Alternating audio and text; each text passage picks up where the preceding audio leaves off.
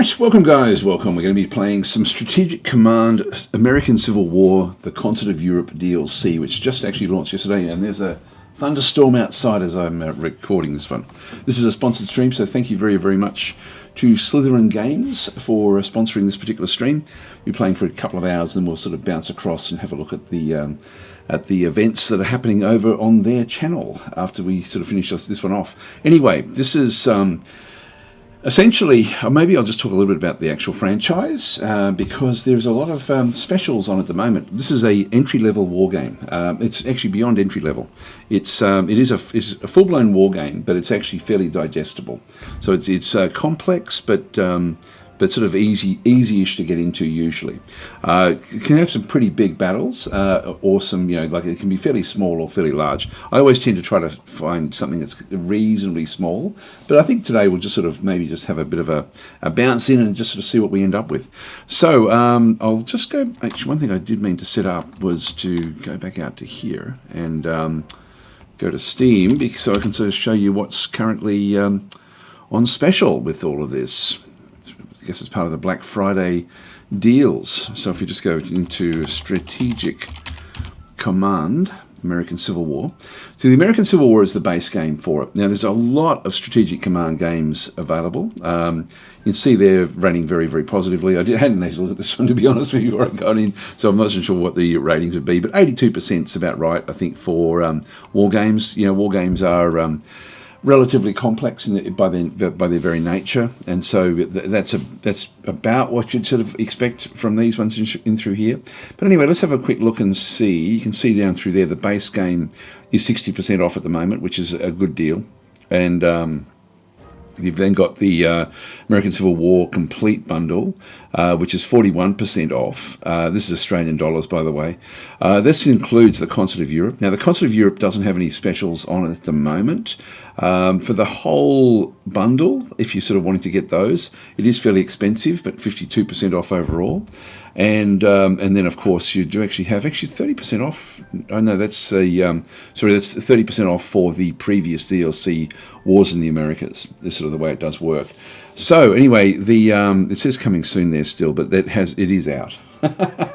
It is out, and I've tested it. It's playable, so we're going to give that one a bit of a go and have a look and see what we end up getting.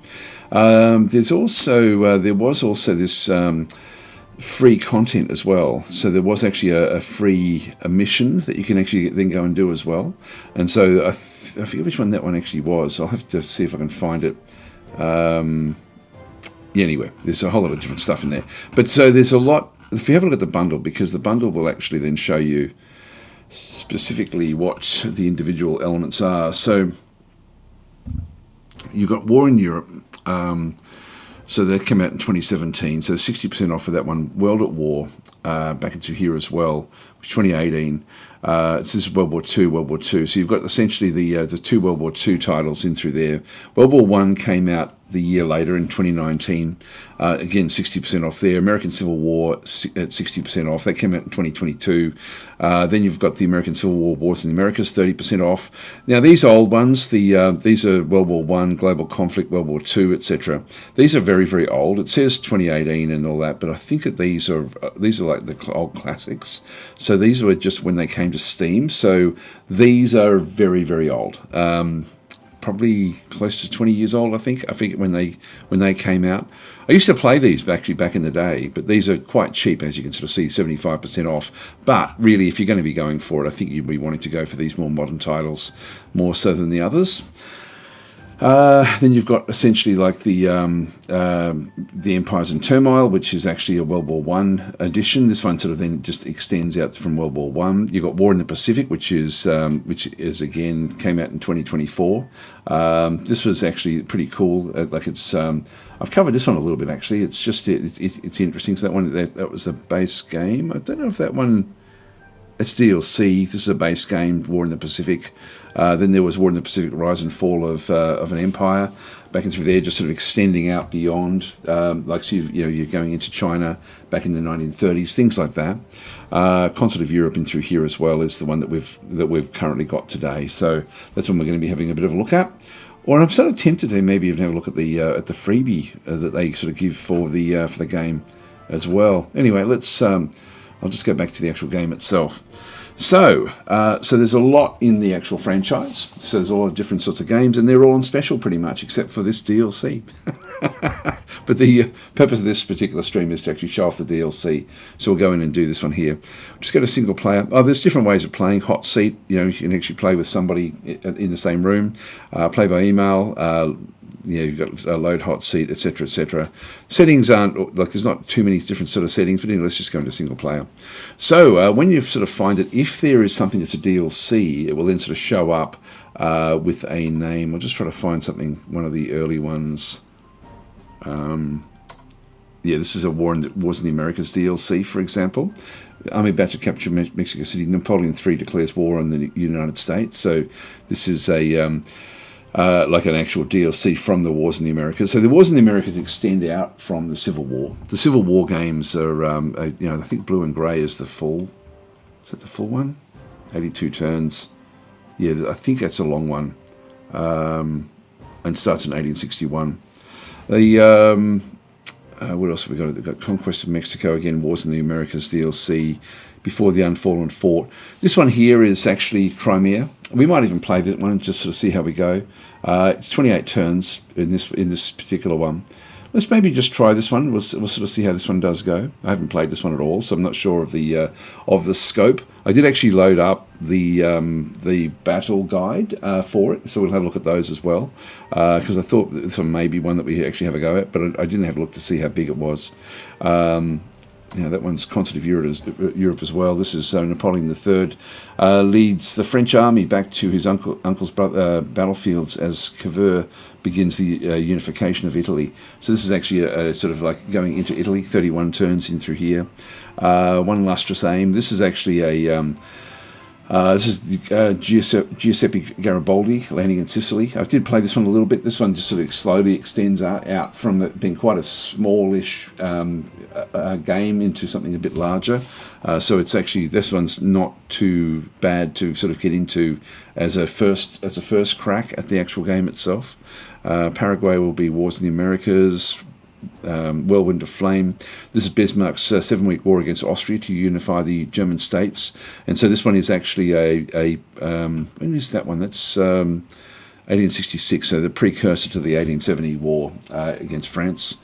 So if we go across, we then actually have Blood and Iron. This is actually part of the base game by the looks of things. It's funny because I had a look at this one and was thinking, I wonder if that's actually, I would have thought that would have been part of the actual game itself, with the way it was sort of working there as well. In terms of it being a conquest of Europe type deal, like part of the DLC, but it's actually not. It's part of the base game. If you look at the Red Rains Fall, this is actually again Concert of Europe. So this one is about the last Russo-Turkish War. The sick man of Europe battles the Tsar and the emergence of nationalism in the Balkans. So this is 1877. Ghost of the Pacific. This is actually Wars in the Americas. So even though Wars in the Americas is a DLC, this one is actually talking about, this one's more set in the Pacific. Oh, actually, no, that's still the Pacific. Here we go, Chile, Peru, and Bolivia. I was looking at the next one, Imperial Twilight. This one, I think, is the one that is the freebie. That has come in. Peasant revolt in Korea sparks a war between the venerable Chinese Empire and a massively modernizing Japan.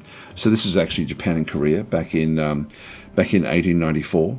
We also then have Remember the Main, Wars in the Americas back in through there, and Imperial Sunrise in through here as well, which is part of the base game. So this is actually the attack on Port Arthur before the Russo-Japanese War of. Okay, well, I think what we'll do is let's just go back and play. Hi, C. Templeton, how you going? So you've never played or seen this game. What do you think makes it good? It's digestible, I think, is really the best way of putting it. It's not like a full-blown war game where you have to where you really have to know the numbers. This one is just it's closer to entry level, but still a war game. So it's still got some complexity. Tepik saying good two-player strategic game. There we are. I have never played it manually. And Core Hyper saying, where are you from? I'm from Australia, from the East Coast. It's 1 a.m. here. So I've just woken up. I had to set an alarm today to wake up, to sort of wake up at about 12:20 just to get ready for the stream. So I'm going to be a little bit groggy at the start. So hopefully I won't make too many mistakes. Let's go and play... now that one is the... let's not go play that one. Let's go and play... let's go and play Crimea, Before the Unfallen Fort. So this is a Siege of Sevastopol and the Thin Red Line. This is a lot of very famous British sort of stories came out of this campaign, of course. The Charge of the Light Brigade, things like that. So anyway, let's just go and play it and see how we go. So we'll play as the Allies, so France and England, or UK. So we've got UK against Russia. So Russia will be the will be set to the as essentially as the AI player. You can actually sort of set up different sorts of difficulties and things in through here as well. You can play as either side. You can also play as specifically controlling a specific faction. So, for example, that one there would be controlled by the AI on your turn. AI will play these units when you end the turn. Or I can go this. I can click on France. So I can actually have it so I only play as one faction. But let's go and play with both. So we end up managing two empires essentially, or two. We have sort of like two turns. Let's just go and click on OK. Right, so we then have the views in through here, the preferences. I'll keep Fog of War on, weather, undo moves, and retreats. So this one, the weather, play with weather effects such as rain, snow, and mud. Artificial intelligence, show moves in combat. So quick animation, I'll leave that one off. And messages, so disable the speed disable this to speed up the AI turn. I'll leave that one where that is. I won't change any of these, but I can sort of change. There was a mod in other games that they had brought out that actually changed the overall look, which is quite nice, but I don't think we need to worry about. I don't have any mods installed at all with this particular one. So we'll just go that way. We do actually have an advanced setting. I'll just show you these as well, where you can change different bits and pieces in through here. I won't go into much detail. Again, the map text, and then the preferences in through here as well. So you can sort of just set up things the way that you want to be playing the game. There are also scripts in the game, which is sort of where this exposes the how the scenario designers have actually then built the scenario. So if we go into scripts in through here, we'll see there's a lot of different sorts of things. I won't go through these in too much detail, but we can actually have a look at the actual scripts and either turn them off. I don't know if we can edit them. I'll get the advanced. This is AI. I'm not sure what that one does. Click to view. I won't open these up. Actually, there's a few different ones in through here. Territory, what happens when you actually hit different territory markers in the game as well. But let's actually just leave it on OK. And just go back into OK there, and OK there. There we are. So, so Fleshbits is saying, this man is dedicated to his work. Thank you. It is a bit early for me, though, to be honest. I sometimes just wake up at this time, but today I didn't. It's the first time in years and years that I've actually woken up to an alarm. Like, as you know, I normally will just wake up automatically. If I've got a stream that starts at 1 a.m., I'm normally up around that time anyway. But but I usually will wake up like an hour beforehand. Just my body clock just wakes me up. But today it didn't. So I'm glad I did set the alarm. I always set an alarm if I got an early one, but today I did need it. Okay, the invasion of Crimea. Our objective in this campaign is to capture the Russian naval base at Sevastopol, home of the Tsar's Black Sea Fleet.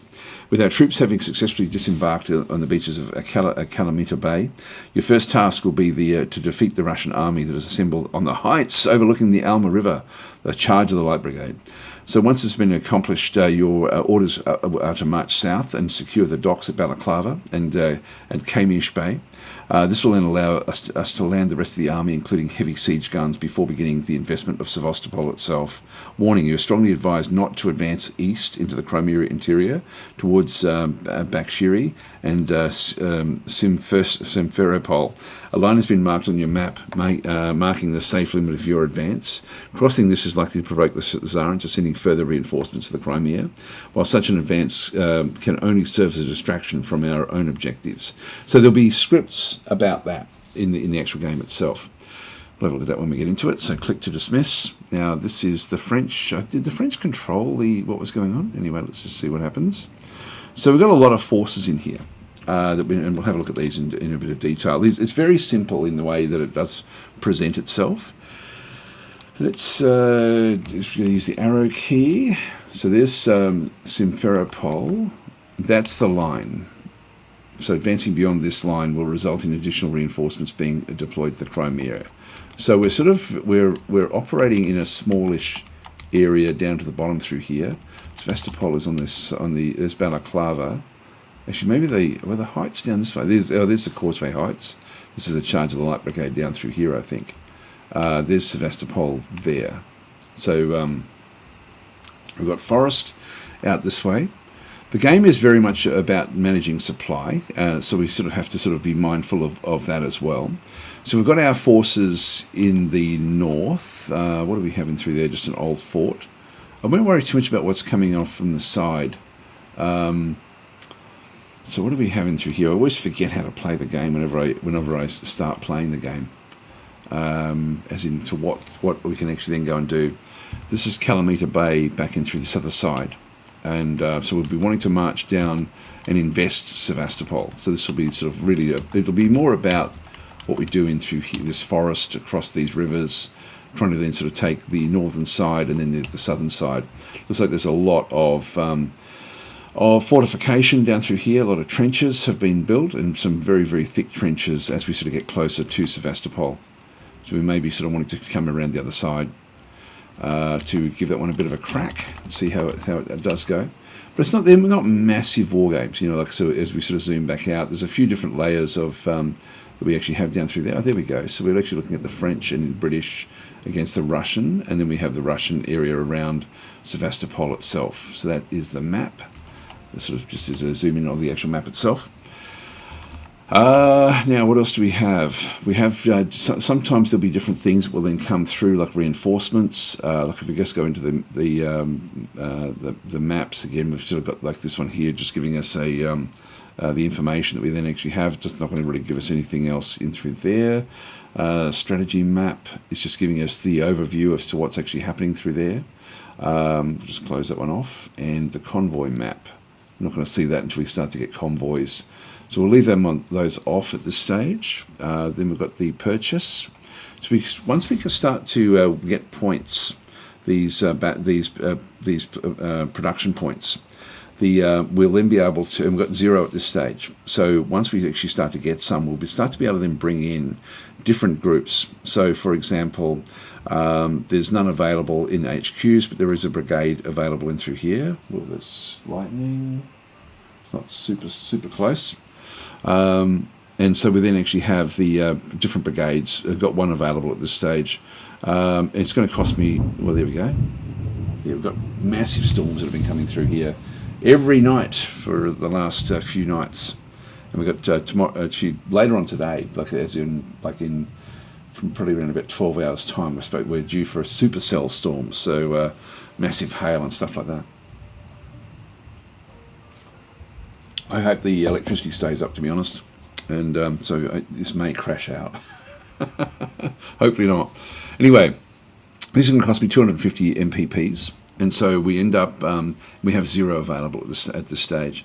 So as we sort of have a look at these, we'll then get the stats as to what they then end up doing back over through here, so we can sort of see the attack values, the defense values against different types of targets, and it's good to know what they actually end up doing. So, for example, let's just have a look at a cavalry brigade. Let's have a look at a normal brigade. So this is actually just going to be an infantry brigade. We've got looks like we've got red shirts there, and if we go across to here, there's no French ones available, but there are different names in through here.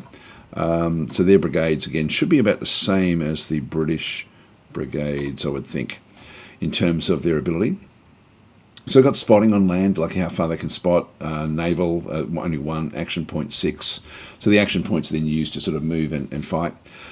Operational range, intercept range, and escort range aren't really going to kick in so much in this era, to be honest. This is more, I think, a lot to do with more World War II style attacking. Attack range of only 1, so they sort of basically can only attack right next to each other. It's be interesting to have a look at the artillery.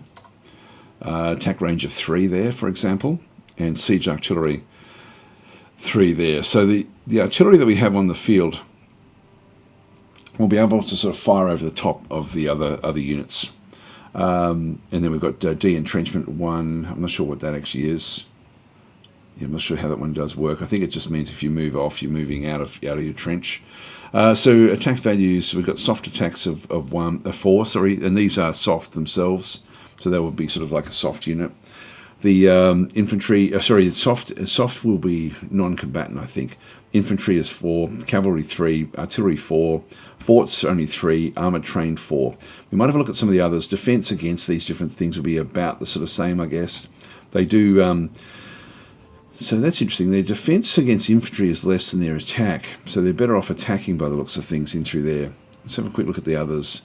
The HQs are not going to be at all good at doing any of this stuff, so we have to keep them nice and safe. Cavalry brigades will actually have again, they're better against cavalry and artillery, worse against infantry and soft targets. The field artillery is only 1 against forts, so they don't do a hell of a lot of damage. And siege artillery, a little bit more there against forts. So really, when we have a look at it against fortifications, they actually do a better job. That's interesting. So this is the big stuff. 400 MPP.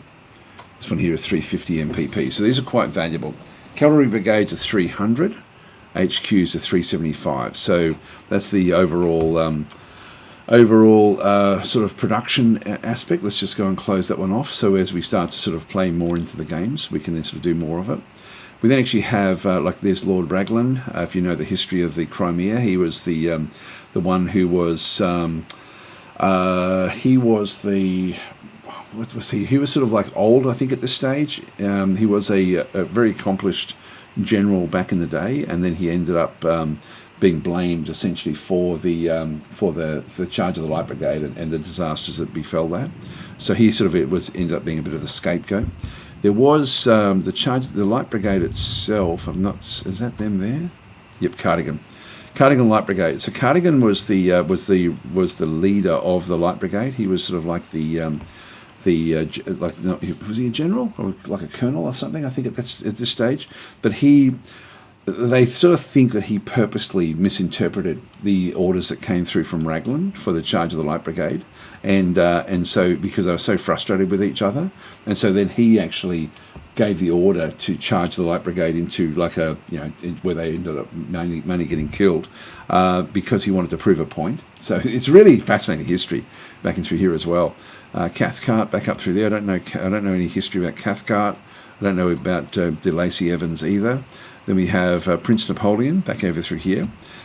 Is sort of with the French forces, and Canrobert in through there as well, also with the French forces back in through that other side. So we have our French have got this grey base, and our British have got this have got the sort of like the reddish tinge to their base as well. Just go and press the arrow keys. So we need to cross this river to sort of start to affect the attacks in against these particular units. Now, back in through here, we have regiments. We don't know much about these. Some of these we will know. Strength 10. So the game basically just has strength 10 is the full strength units. And when we start to take damage, we're then going to have to sort of do more. What we're going to have to do here is, I think, looking at the terrain. Actually, how do we turn off the map markers? So if we had a look at new units, diplomacy we don't have, research we don't have, reports. We'll come back and have a look at this one in just a little while. Just go and close that one off. The map markers. So this one is hide and show the grid, hide and show units. This one here. We'll have a bit of a look and see what we've got in through here. Other things we actually have is hide and show supply. Supply is critically important in this game, and it really just comes from, if I turn off the units in through there, we should then start to sort of see the actual supply coming back through here from the main base, which is here. So the way it sort of works is it'll extend along roads and then dissipate off away from the actual supply location. And so in this case, they've got our supply. Whoops, hang on, where are we? supply back in through here, is then sort of showing the supply, like where we've got the full supply as it diminishes. So we have to be careful about how far down we actually then take it. And I'm sorry, I don't know what the little red markers are. It's been a little while since I played this, so I can't recall exactly how these actually do work. We actually have different rivers and things. Movement cost +1, maximum entrenchment of 2 in through there. These are all just maximum entrenchments. There's a line of hills, the heights of Alma. So this is in through this other side, Telegraph Hill in through here, the Great Redoubt, and then Kurgan Hill. So the Russians are in the hills. So they've sort of got this line of hills across this other side, on the other side of the river. So they're actually in a very defensive location, and we're going to have to break through this defensive location. So our first objective will be to look at that. This is just have a quick look. Turn them back on again. I'll leave the supply. Oh, this is actually what happens if we do break through, what the expected supply is supposed to be. So as we sort of have a bit of a look through, you can sort of see there that we're going to need to take towns. Towns will then sort of boost our supply along a little bit. So we are going to have to sort of roll up these hills initially before we then start to come down to Sevastopol. So we're going to have like little bites at these advanced units at the start. So we don't want to go beyond this line here, otherwise it will then trigger the rest, like even more Russians coming in. I'll just turn the supply off there. I knew there was another way to show more of that. Upgradable units, we don't have any at this stage. I'll just leave that one off. This is actually reinforceable units, so it can actually sort of, once we start to take damage, I'll then actually have different units that we can then sort of reinforce. We don't have any of those just yet. Upgrade tool, this is then the reinforce tool, and then we actually have the sleep tool. So we can sort of put different units to sleep if we wanted to. So it's fairly simple in the way that it sort of does play out. All right, let's just have a bit of a look, and I can't zoom in any more than that. I would have, just because we're really going to be just looking in through here. So when we have a look at it, we've got this unit here can actually move into a zone of control. This is then can trigger attacks when they do come back through. But what I think we might do is we might move Cardigan's forces out around to block off this road here. So let's go and send them out this way. And we can still keep on moving. Let's just go and capture this. We're seeing a lot more forces, and there's a lot more cavalry down this way as well. So we've got our so it's fairly basic. I'm just left clicking to sort of move these across. So this is just the light brigade. So we're going to be probably wanting to have this area under our control, maybe taking this road. I'll just move back a lot on. I'll keep the light brigade in that particular location there. So they didn't go anywhere near the zone of control. This one here can move all the way around to here. So let's go and do that one. This is the Campbell Brigade from the UK. So you might even move further down. Now that we can sort of see what's down here, let's move that one down to here. This one down to here.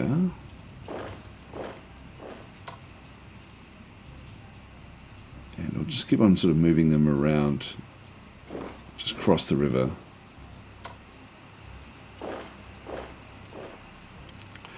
We'll now move across. I would prefer to be moving there. It's going to be 4 action points to there. I'm just not sure of the action point cost to move across here. I'll let the French deal with this side. So we might just sort of move our forces. I'll just try this one here. I can move across. Now we've actually got like a whole range of different sorts of numbers, where if we start to attack, we're going to lose 3. With anything that's going to actually happen in through here. I can't get anywhere else. So I'll just move these out and about.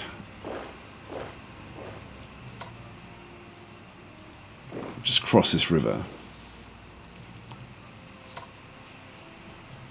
Now we don't do any damage here with these field guns.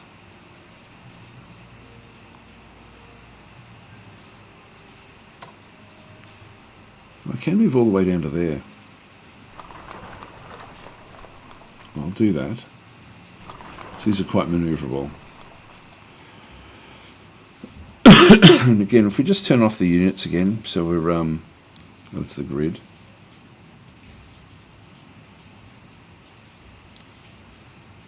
Yeah, Kurgan and held. So we've sort of just moved into here. And then we have the various groups in charge here. So Raglan is our main leader. Move Raglan down there. Move Cathcart down into there. There shouldn't be any. We shouldn't have to worry about anything in the top. I don't think there will be anything coming back that way. And I'll just move this one down in here as well. These have got like like this one then shows. What does that one do there? This is hide and show the map information. Yeah, that's just the info on the actual map itself, which is quite nice. Like the designers have actually sort of done a good job with that. I almost want to push this one even further out as well. This one here, there'll be 3 losses to our 2 if I do attack here. I think we'll send the French in across here. In this case, the French actually take damage. Let's move further over. We can keep on sort of moving down past the zones of control. This is a Turkish brigade, so we have, I think there's a couple of Ottoman brigades that we actually have in through here. There's another one up there. Blockhouse, Ottoman Empire. So they're sort of protecting our rear. I might let them just continue. I might just push back with this unit and just allow them to sort of go back and get the rear areas.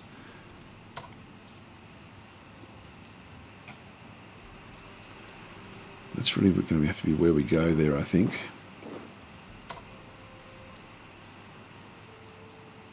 I'll keep that one fairly. Again, we've got the range of 3 there. Just bring them up. Oops, didn't mean to do that. We'll just move that one back there. We've still got these units as well. I'll just get these runs ready to move in. I can replace that one there. No, I'll leave it. Yes, no, I can't. I can do that. Let's go and. Oh no, I can't. Can't do it. Prince Napoleon and Ken Robert in there. It's funny. I always thought Ken Robert was British. He's not. Okay, so that's there we are. There's the leadership. You can sort of see that there's an HQ down through that other side. So we haven't really started to attack yet. I want to be right across this river before I actually do an attack. That's going to then cost me units in through there. So we can sort of see down through this other side that yeah, the expected losses are around about 3 on each side. So I don't think I'll worry about that one. We're seeing more guns as well from the Russian side of things. So that'll do us, I think, for this first turn. What else do we have over through here? We can rename units. We can look at the properties of the actual unit itself. The Buller Brigade, again, we've got the attack values. Now, they've been changed. I'm not sure what the changes are there. Just click on OK. This is to put them to sleep or to cancel whatever they're doing. Let's just end our turn here, I think. So we'll... where are we? Just up the top here. Just trying to think if there's anything else we need to have a look at. Info. Now the info, this is interesting because there is like hotkeys you can then sort of have in through here again as well. It's a fairly simple little game. Hi Paolo, how you going? Saying thanks for playing our game. Yeah, no, it's this is really cool. I haven't played a biggish force like this, but I do really like this scenario. Yes, in terms the Crimean War. I've read the Flashman books are an incredible history of the Crimean War, particularly the Charge of the Light Brigade. Anyway, we'll leave all of those off where they actually are. But there are guides and things. We've got the user manual, and then we actually have these strategy guides for each of the actual scenarios. We might have a look at that, I think. And we've got victory conditions down through there as well. If I go and click on that one, it'll just tell me what we then need to go and do for the victory. But if I click on the guides, it will then show up an actual guide from the actual game itself. So I did actually, I think I loaded this one in. Let me have a quick look and see. I sort of used like a, now this one here is, Is this the right one? Not sure if it is. I'll put the manual in here just so we can actually look at the manual if we need to. But they're accessible from the actual game itself. If we have a look at the strategy guide, yeah, no, this is a different one. So this is a different one. This is just using the good old Adobe Acrobat to look at it. But this will then go through back history of the way that it sort of does work. So we then actually have like, and one of the little things that the game actually does do is they find a poem about the conflict that they're actually sort of addressing, and then find something from this to then name the actual, before the unfallen fort will actually be part of this poem, I think. I'm not going to look for it, but it should be in here somewhere. It'll be in here somewhere. Anyway, they've got the so they put a poem in about like from the era, from when it actually did happen. Anyway, that's the poem, which I quite like. It's just a nice way of. It should be at the back end here, I would have thought. No, I can't see it. Anyway, so going through the victory conditions. Sometimes there'll be interesting information. So we actually have changes to units. 2 new types of units are available for use in this campaign. So the campaign designers have actually changed base units in the game as well. Tartars and field artillery. So Tartars represent the small irregular units of Crimean Tartars that attach themselves to the Allied armies, function similarly to Rangers in the base American Civil War campaigns. Maximum strength of 5 and no chance of evading damage. Field artillery units that can attack enemies up to 3 hexes away without risk of damage, but only if the field artillery has not yet moved, which is what we saw there. When I did try to move it, I have to be in position to make use of them. Can also provide supporting fire, attacking an enemy unit within range when that enemy attacks a friendly unit. Unlike other campaigns featuring field artillery, in this campaign, these units are unable to reduce the entrenchment of enemy units. Okay, so we can't use them to reduce entrenchment. So infantry and cavalry brigades for the Allies and regiments for the Russians are the main combat units in the campaign due to the small map scale, but otherwise function similarly to their larger counterparts in other campaigns. Infantry units have a spotting range of 2 and cavalry units 4, so we use the cavalry for scouting. Forts are significantly stronger in this campaign compared to their American Civil War counterparts with a spotting range of 3, attack range of 3 and maximum strength of 10. HQs have a attachment range of 5. Okay, so that's sort of where they actually can dictate what's going on. And unit attachment limit of 5 in this campaign. Research cannot be conducted in this campaign, so we don't have to worry about research. Russia benefits from bonuses equivalent to level 3 in spying and intelligence, while British and French units have level 1 of infantry equipment. So we're slightly ahead of them in the actual combat ability of our forces. Again, this is pretty cool the way it does sort of work. It's just abstracting different things across. Diplomacy, not possible. That's okay. Partisans will not appear. So there's different mechanics in the base game that can then sort of be made use of. For example, partisans is, I think, an important one of the Garibaldi Italian campaign.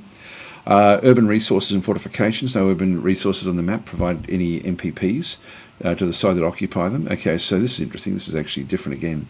So no urban resources on this map provide any MPPs to the side that occupies them. The Allies, after the capture of Balaclava or Kymish and Russia, will each receive MPPs from off-map sources. So we just get that's our reinforcements. So we don't have to worry about those. New urban resource, the farmhouse, is present in this campaign. These function identically to settlements in other campaigns for supply purposes. In addition, so we'll have to look for all of those actually to I'm guessing they're just the small little villages that we sort of see around the place.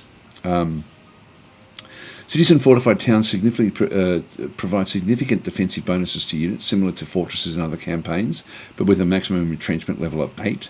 So when we do sort of stop, we do need to essentially get into like a siege warfare style aspect. We have to get to the right locations first. Russian units within the boundaries of Sevastopol Fortress will also receive a morale bonus, representing the inspired leadership of Admiral Kornilov. Scorched earth rules have been disabled for this campaign, with most supply sources representing little more than the presence of water wells. Okay, that's going to be fine. Impassable mountains. So mountain hexes are considered impassable in this campaign. We have hills, but not mountains so much. Battle of Alma. At the end of the first Allied turn, all Russian forces north of the Belbek River will retreat from the... Okay, we didn't know this. From the Alma battlefield, suffering moderate damage as they do so, with some moving to Sevastopol, where they'll deploy after 2 turns, and others moving to Simferopol, where they will deploy after 7 turns. North side of Sevastopol. If the Allies capture the north side of Sevastopol, maybe we'll leave this rest of this here until we actually find what's going on. But these are all the little tweaks that the scenario designers have actually put into it. It then just goes through, what suggested approaches would then be, what the Russian strategy would be if you're playing the Russian side, a brief history of the actual war itself, going on through here, just talking at length. So all the different things. There's different events. So it really goes through a lot of depth about the actual scenario that you're playing. So it's not just playing a basic sort of game where there's no finesse to what's being built. It actually is very, very strong. I'll leave this one open, and so we can always come back to it. So one thing we now know is that these guys are going to start to run. So I should have actually moved in closer if I could have, just to put more pressure on them. And I should have crossed here. I can actually move that one across. Let's go and do that. Yeah, I can't move that one. I can move this one down. I can move that one down. There we go. So we've just got different units that have now sort of moved into here. Now that one there, this is actually the Turkish Brigade. Is that the same one? No, it's different. This is the one that they were talking about there at strength 5. Okay. That way we're just putting pressure on the retreating Russians. So we'll go and end the turn here. So the turn will now play out. Okay, so local Tatar rebels rebel against Russia and join the Allied armies. That's good. There they are. Actually, they're the ones at level 5. Russian forces panic following the defeat at Alma. This is Alma Bay, I think, in here. I think. And so they're now going to take damage as they retreat back out of here.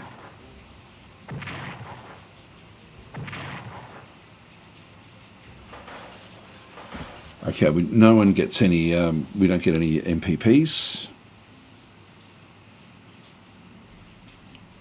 They're moving away from the heights now.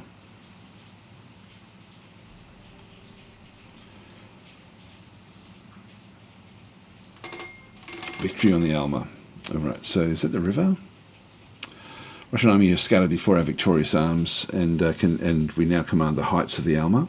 With their morale broken, it's likely to be several days before the enemy is in a condition to oppose our advance. However, in time, they will likely regroup in the vicinity of Simferopol in the east, or join the garrison at Sevastopol. While care should be taken to ensure our line of communication with the fleet at Kalmita Bay is not broken, particularly from the Russian garrison at Sevastopol's north side, our priority must be to establish the army south of the Chernaya River and secure the docks at Komish Bay and Balaclava.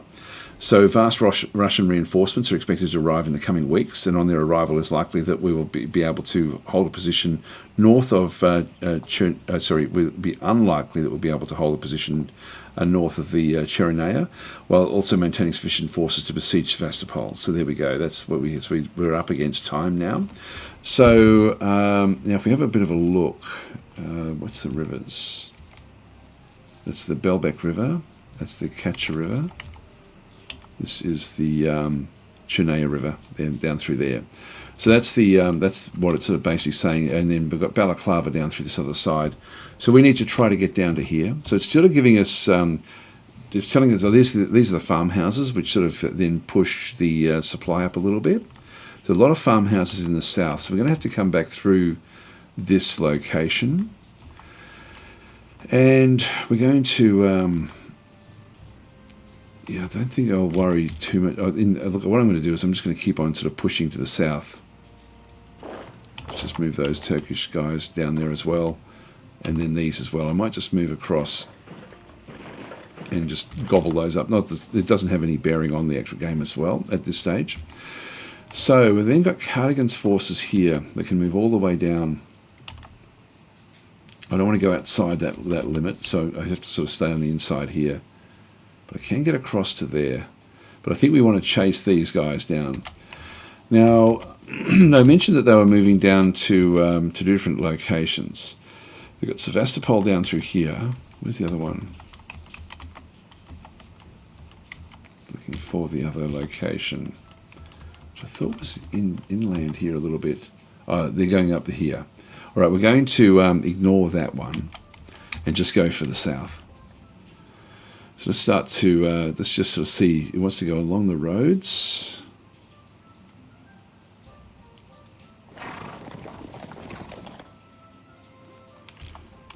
Okay, they're moving south.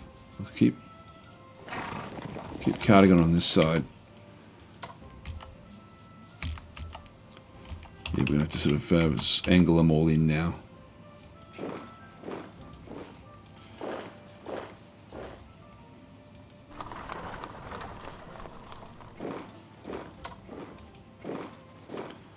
Just take as much of this as we can.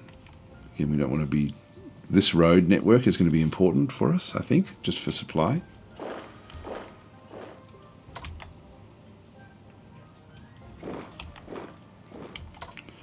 I'll leave the French mainly for the north side, I think, and the British for the south.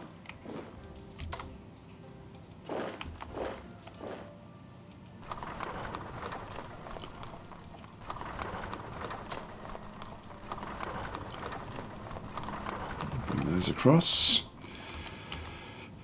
And I'll just go to where I can see things.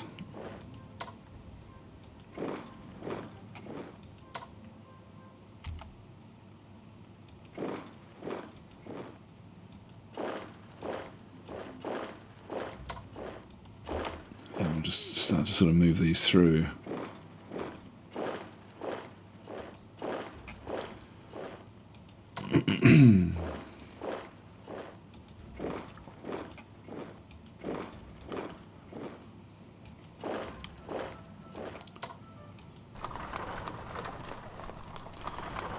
Field artillery in. We'll bring our leadership in as well. You can see there the groups that are actually attached to the various leaders. In fact, I should actually start to be mindful of that.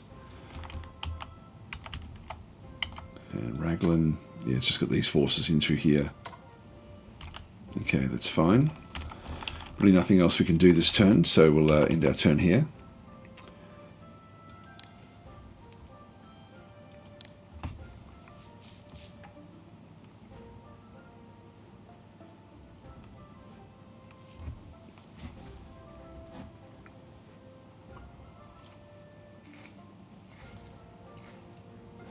We are getting automatic things. The Russian fleet is scuttled, blocking the entrance to Sevastopol harbour. Okay, still no points. So we still can't purchase anything. We don't have any points to actually then make use of. So they'll be now setting up in here. We're going to need to get our French units to rush in. Laying siege to Sevastopol. The base of Sevastopol is divided into two parts. Actually, you know what I should have done? I've already made a mistake. I have made a mistake. There's actually a mechanic in the game that I haven't made use of. There's sort of like a rushing mechanic, and I should have done that. So I've already screwed up. I'll show you when we do this one here. So the base of Sevastopol is divided into two parts in the Sevastopol harbour. Objective is to capture the south side, where most of the major dockyards and other facilities are located. The north side is home to fewer installations, and its capture alone would not be sufficient to force the surrender of the base. However, if it were captured, well, there we go. The big lightning, a big thunderstruck. I saw the flash, but that was about 5 seconds ago. Anyway, we'll continue on. So if it were captured, it would be possible for us to turn the fortress guns of the north side against their former owners. Okay, so we do want to capture that one as well. You may therefore wish to consider attempting the capture of the north side. Note, to benefit from the fortress guns, a unit must be stationed on the north side. Okay, that's fine. So so Alex is then saying, just as Sun Tzu said, war is an art of lies. All right, so we need to... Now, what I didn't do here is I can actually go out and get units. If I click them a second time, is it a second time? I thought I could actually get them to... yeah, I've got 12 action points now. maybe I can only do it if I've got like locations already done. I think that means I can actually sort of move these further. Yeah, see how the action points change? I can sort of double the action points by clicking a second time. Okay, well, it looks like I can't go through the front line by going this forced movement. But we can actually change our movement and get things moving very, very quickly. So, for example, this group here, I can click it a second time and actually then go through the extended movement down this way. So I can then go further. Let's just go and do that. This one as well. Just get this one down to the groups. So this one is actually coming down as well. So, yeah, I forgot about that movement, but it's not really going to help us. Now, I do need to go back and secure this. I'll just go and take these. This is a supply. I should have shown this actually with the supply. So we've got our main force, our main location. It's actually Ken Roberts and the leadership. So these guys here are the source of supply. So they're bringing their supplies with them in this case. So it's not to do with Zamrook or anything like this. So they actually are the supply points. I didn't realise that. All right, so we're going to need to... I do want to take this northern side, but we're going to have to come back through this forest anyway, no matter what we do. So let's go and start to move across. Still not seeing anything.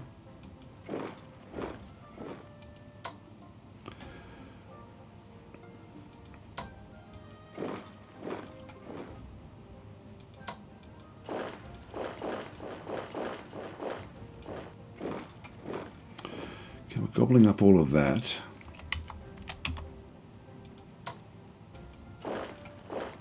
Into the forest now. I don't think I need to use the extended moves. So it looks like the French are the ones that are dictating what we do.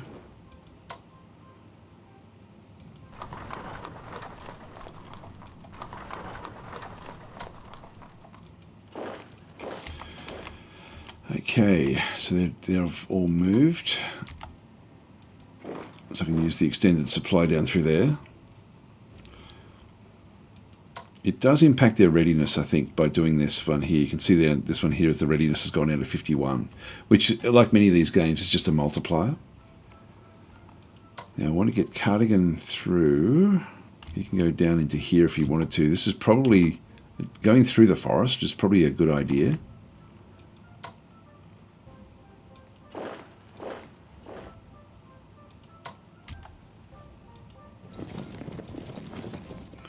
Yeah, let's just come charging through. We'll come across this farmland. I can now extend. This is where we can actually get our movement. Now you can see our readiness there is 81. If I then do this extended movement down here, it's now 54. If I just do a normal, actually no, I won't do normal moves because I might as well push hard here, I think.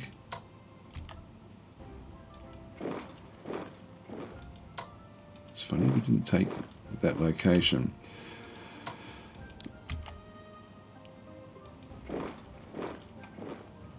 Let's keep on pushing down through here with this extended movement.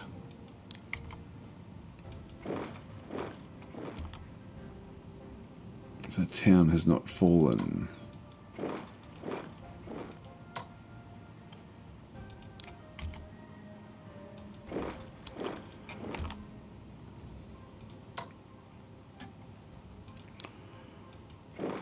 So do the extended movement for all of these.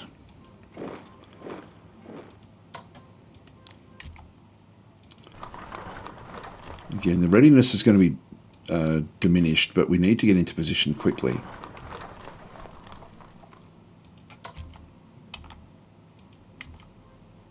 Oh, hang on, it's different for headquarters.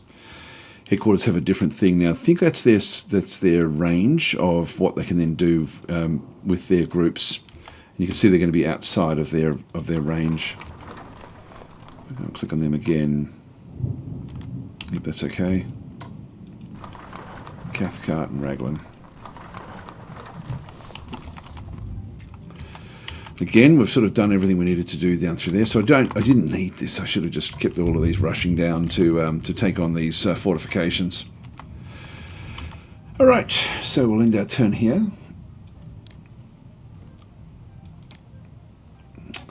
We pretend that the thunder is the roar of the guns.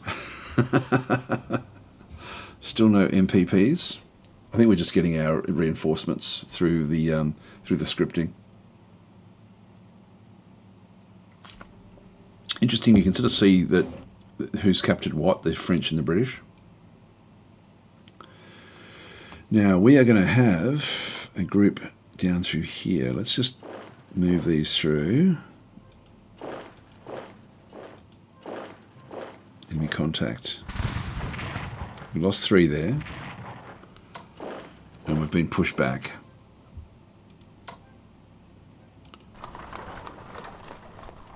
And we can't... there's no undo, unfortunately. Yes, there is. Oh, okay, cool. I didn't want to move that one away from there. Now, I want to keep their readiness up. Yeah, we're now starting to sort of see them in through here. So these have taken a bit of a beating. Just get the French to deal with all of this.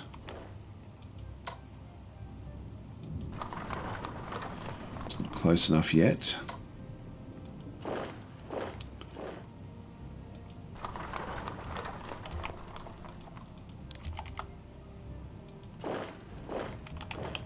So do that extended move down that way.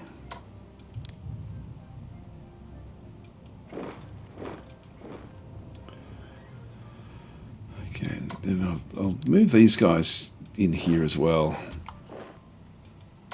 All right, we're sort of seeing the edge there of that group.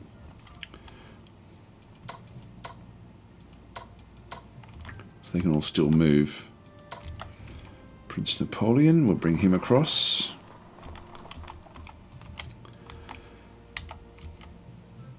Now their readiness is low here, but I need to get them down into the action.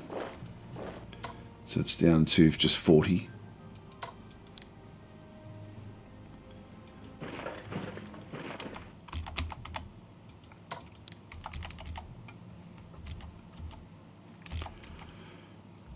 And we're going to move the British south. Then we can go further.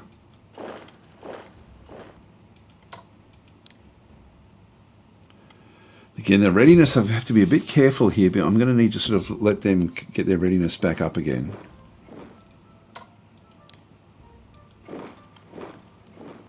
This cardigan. I think I'll just extend out through this way. Now this one here has got supply of 8. So if we pick up the farms, we're going to then be able to keep everything going. So we'll just keep on sort of marching southward.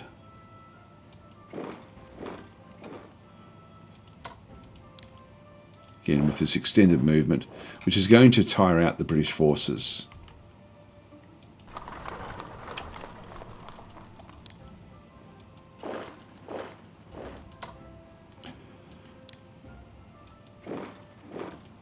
There's more French forces to take on the north side.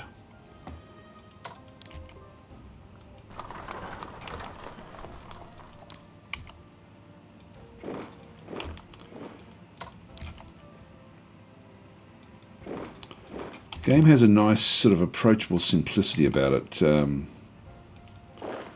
It's not overwhelming, which is good. Alright, so we've got those. Now we just have to move these in. We're moving away from our leadership, unfortunately, so we're going to need to be mindful of that. Of course, leaders can be attacked. If there is actually Russian forces in these mountains, we're then going to have, or these hills, we're then going to have some troubles with our leaders being so far away. But we are pushing now down into this other location through the forest. So I thought there may be some defences in the forest, but there's nothing else in through there. So we're going to be able to sort of fight our way through, and then we'll actually see what we can do in terms of extending to the south as well as we sort of come back through here. So we'll That's pretty much all of the groups, I think. It's just the reports. There's been some losses, not really seeing them there. Detailed losses, I don't know, not really showing us anything. That's all right, we'll just close that one off. Just get rid of that one and we'll end our turn.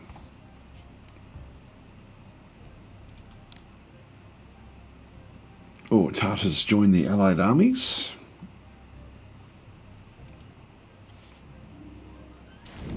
Oh, and we have rain. Now, I don't know if the weather effects are random or not. I know that there was, they talked about the mud of the Crimea being a big factor. So, of course, I think we're Florence Nightingale. It was also then, dealing with sanitary forces, but that was in Balaclava, I think. Or it may have been Sevastopol, I'm not sure. Anyway, we need to get these guys south. So they're moving in from here, from the old fort.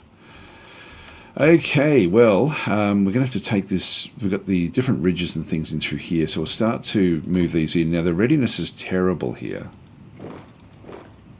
Okay, we can get across there, no problem.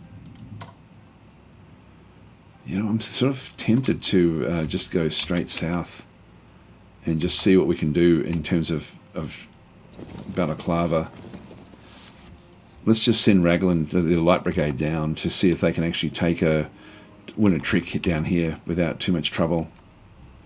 Everyone else will just move across. And we'll start to now get their supplies up. There we are.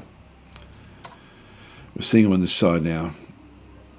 34%. It's not great. There's marsh there. Let's just move these out this way. So with these other zones of control, and we're going to have to sort of start to smack our way into here. So we use these this Turkish brigade. No, they're going to take damage. So they're really just going to be okay for just taking spots, I guess. There we go. That's a better attack now.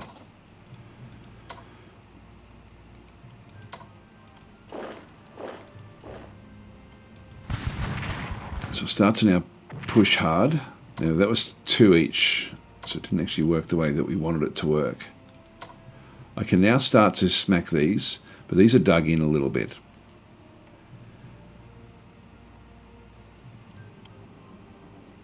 We don't know what they are. So we lose 2 there. Now this one here has taken some damage. So if we have a bit of a look at it, we should be able to now reinforce it. I think. If we go into the show reinforceable units, we may not have the supply to do it here. That may be the case. Hi Began, how are you going? And Alex Don is saying, we did that one before, and saying, does French drop the white flag already? Not really. Well, they did run away. They did run away, but now that one's already replenished itself. All I can really do here is weaken the force, weaken the groups.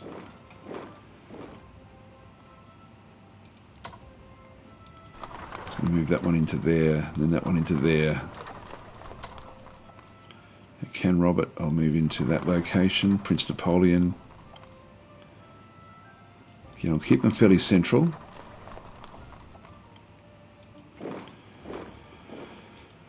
And we are going to lose there. Now this one here, we do even more damage. They've got defensive artillery. We took 1 damage. They're down to 4. They're down to 2. They're defending there. And they're gone. So keep on pushing forward now. Alright, that's the French now have at least gotten rid of 1 unit. They can't move anymore. We need to get our readiness up. So with our readiness being so poor with all of these guys, I'm just going to keep on sort of just moving them slowly down into position. I will keep on running this unit down just to get close.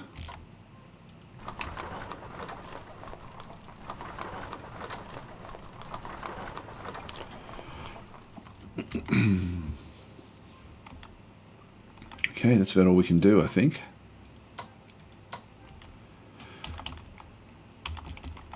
So nothing else has come in just yet. All right, we'll end our turn there.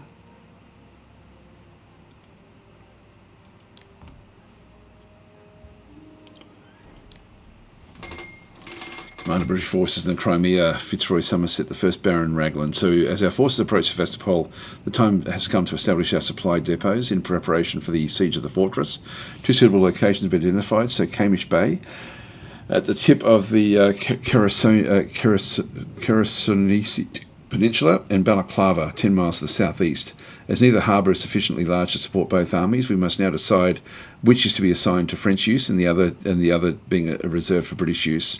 Camish Bay is the larger of the two and will provide its owner with 150 MPPs per term, while Balaclava will provide 100 MPPs per term. Several units of reinforcements will also be available to be unloaded at each location upon capture. I believe that Balaclava should be reserved for British use, leaving Camish to the French. Do you agree? Yes, we do agree. I think, in this case. So the commander of the French army, Marshal Saint-Honard, dies at age 56. So that would be a historical thing that actually happened, I'm guessing.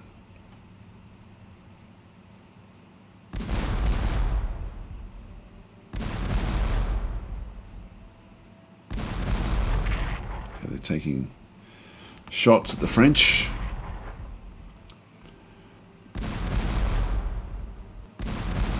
So I'm just going to surround Sevastopol.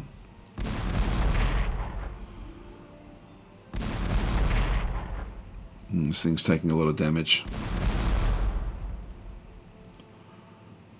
It's Camish over there.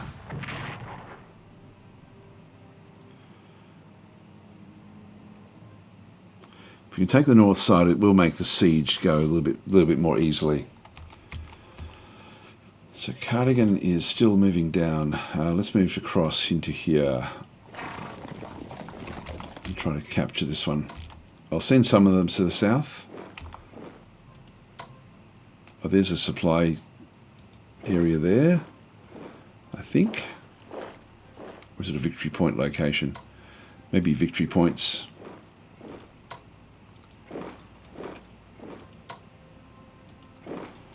Get into the hills. So that's not going to help much against these.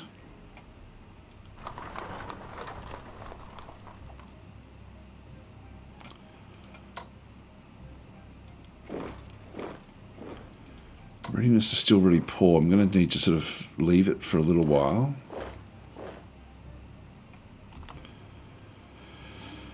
I think we'll entrench through here.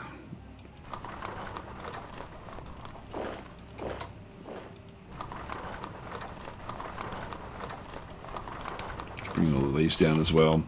So we'll start to establish our location now south of Sevastopol. Now, reinforcements. Can we do any?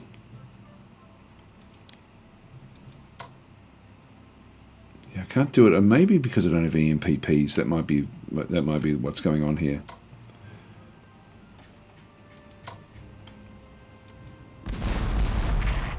It's good. Just trying to break into here. That did a bit of extra damage.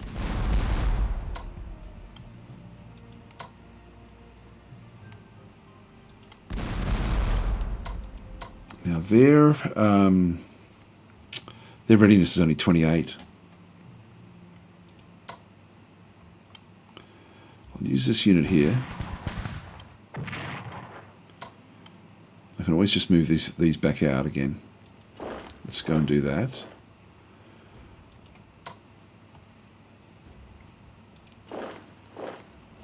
Nope, he's shot. He doesn't have anything else he can really go and do.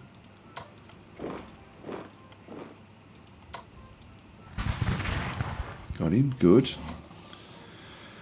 I'll use this one in here. Okay, we're taking damage. We will take damage from those.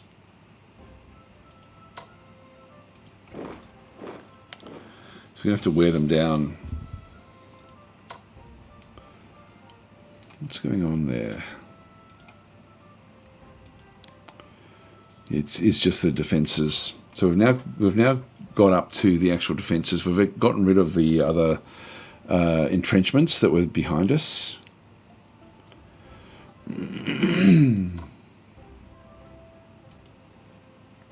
Yeah, so I can't reinforce them. Yeah, none of them. Oh, that one there. I did what by just one. Okay, we'll leave them where they are. And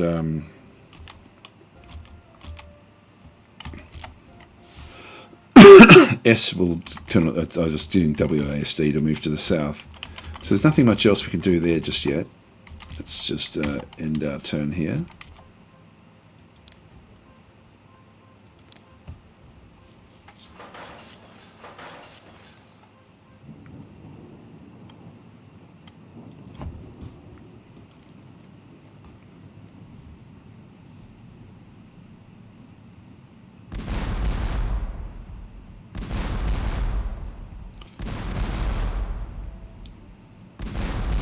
Oh, nasty. Yeah, guns are a bit exposed there.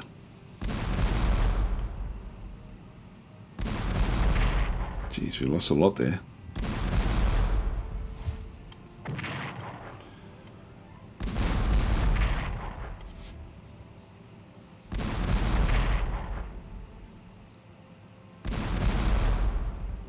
Been shattered. Oh no, that's not good at all.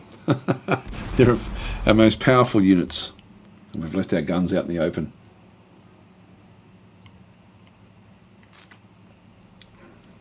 Actually, Alex Dong was saying, sorry, I missed the other one, saying in games like these, board games and PC games, storming fortresses are a long and costly affair. The main thing is to avoid being attacked from behind. Yes.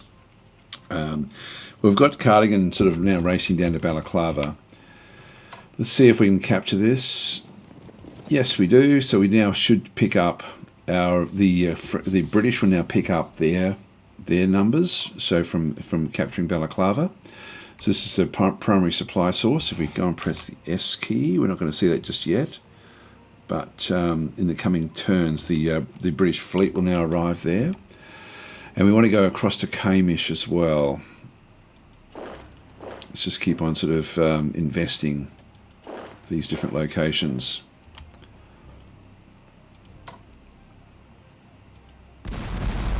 These aren't effective against those. I shouldn't be even bothering with that.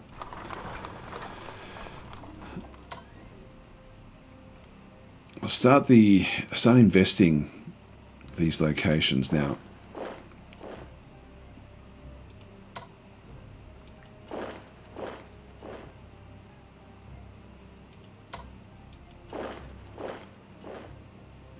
And it's going to be one of these battles of attrition, really, trying to come in here.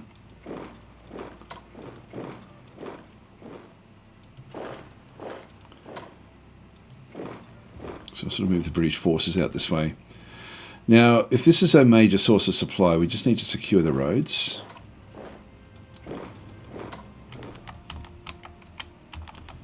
And I'll end up using these to help with this. Just clicking on it twice just to give it that extended movement.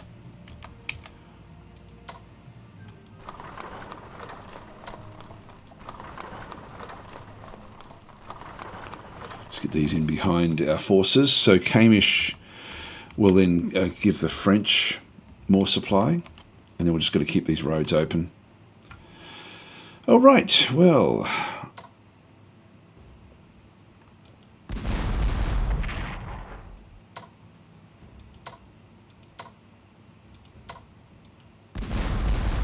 I'm trying to break into here if we can. think we're going to have to sacrifice some units.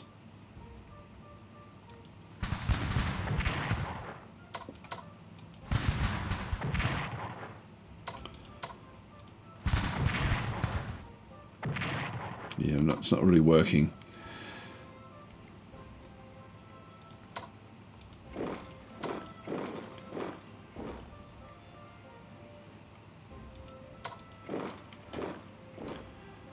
Leave the others behind. I really can't do much more with that.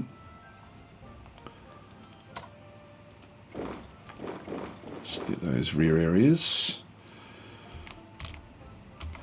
Okay, well, at least we've now got Balaclava.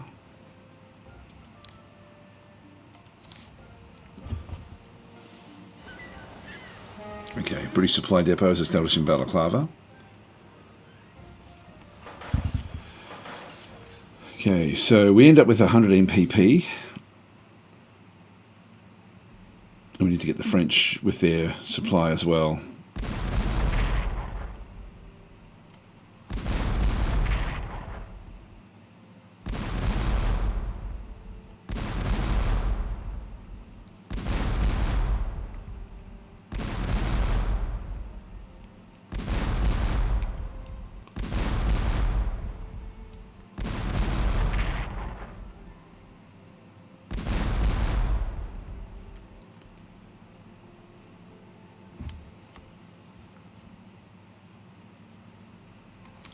Here we go, new units. So we have the Heavy Brigade now, so Scarlet's Heavy Brigade. We've got Siege Artillery, cool as well. So if I just go and click on OK, whichever one I have selected, it will then show me where I can actually place it. So I'm just going to click on OK, and we have these two positions down in here. So I can only position two at a time. I'm going to move Cardigan off.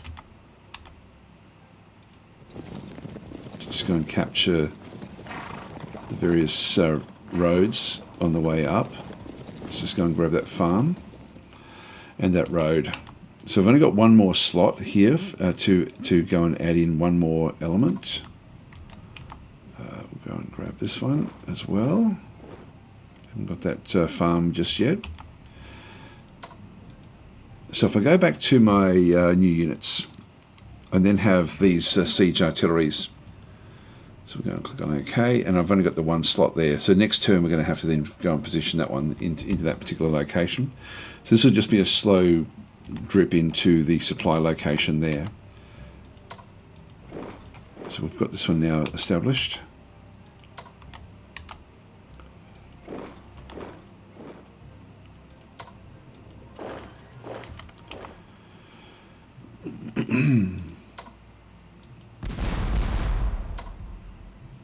You know what I should have done is moved it.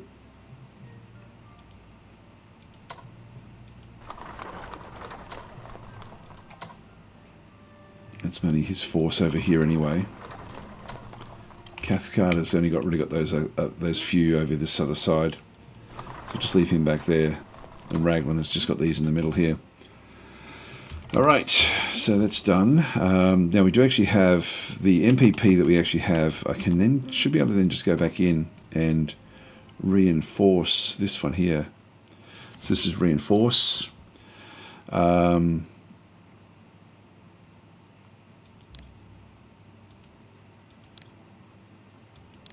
go back up to maximum points. Cost 13. Yep, we'll just use our points initially just to... actually, we can't do it there because it's in the front line. I think if I move it, I can't then reinforce it either. Let's just leave them where they are. At 9, that's actually okay. And these guys here, they can be reinforced. So I can actually make use of the combined forces here.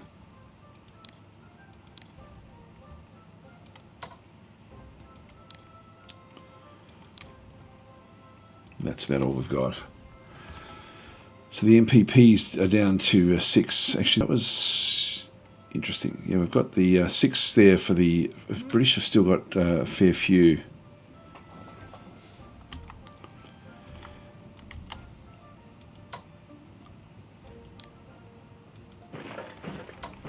These are losing their mojo fairly fast.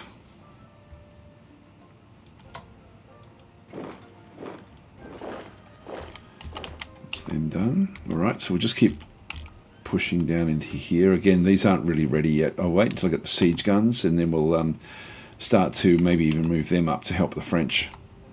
See what we get over here.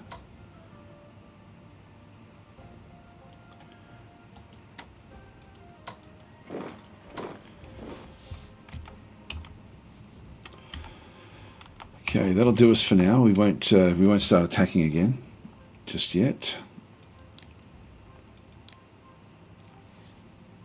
There we go. Got 3 supplies there.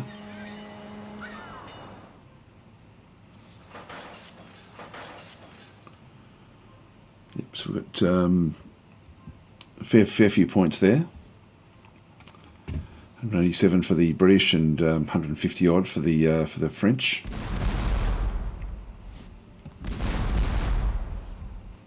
So we're digging in around here.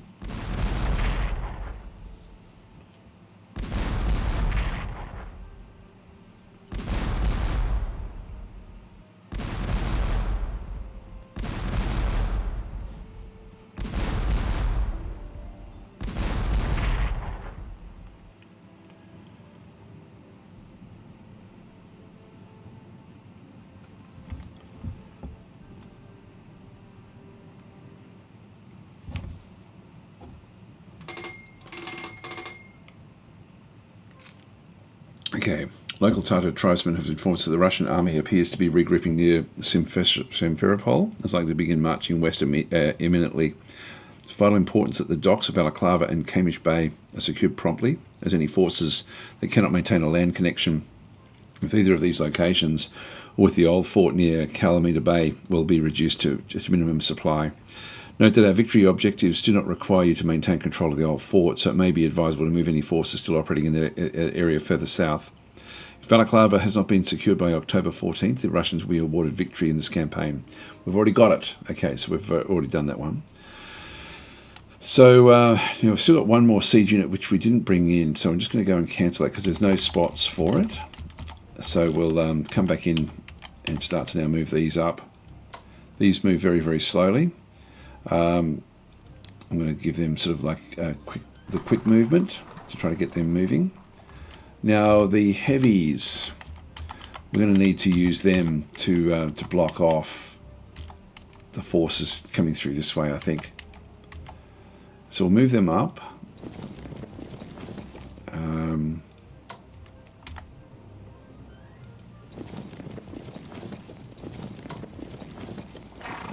Just keep on securing these roads. And get them up as well. So if we just go back to our units. Okay, and just pop them in there. Now France has also got their new units as well.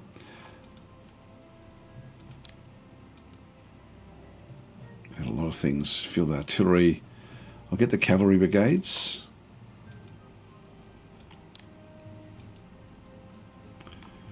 So this is now the supply line. So if there are naval forces on the map, they can then be used to block supply. And we've got the other one from the British as well, coming to Balaclava. But there's no naval units, so the supply lines are secure.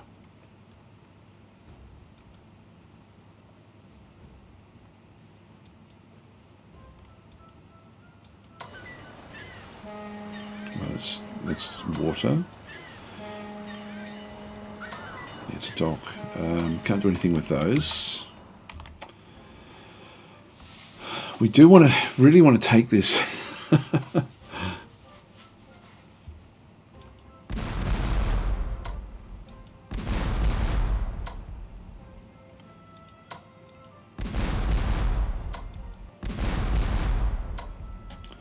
I think we just start pushing hard.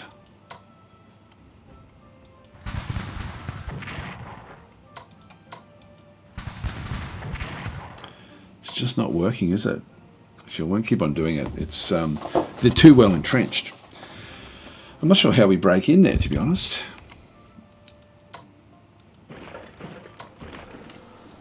I've just watched for the attack that will be coming along this road.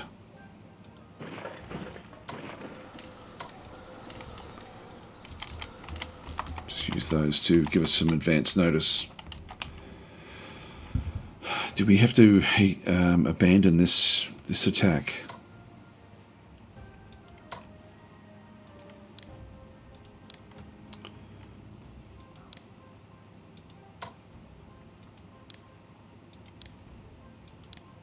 Slowly get these up.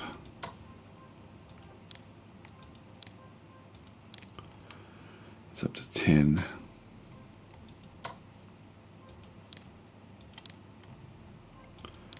French down to 34.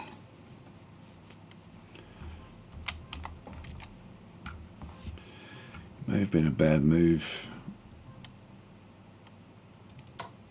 Oh, and there I can't do anything with. I could move it back out if I need to.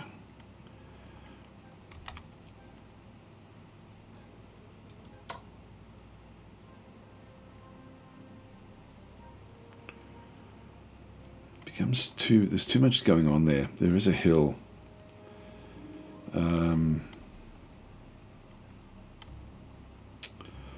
2, 3. I can only really hit there, anywhere along this line. Oops, I don't need to do that. I'll just move that up to there. It just gives me those two there. Okay, we'll leave them where they are then. In that case, we'll end our turn.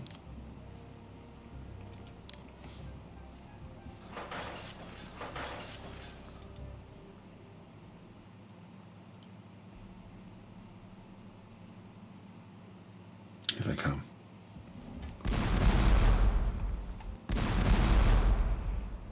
I think we may have to abandon the top of the map.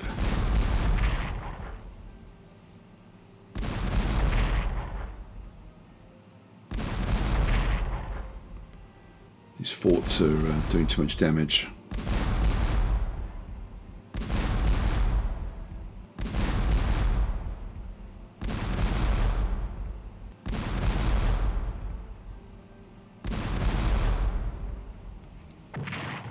That's good. That's an opportunity for us. Oh, that was not good.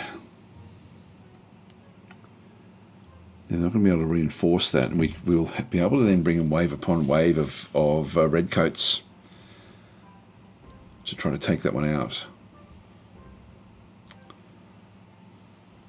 This will give us the little Bullet Brigade was just destroyed, unfortunately. But there's an opportunity here.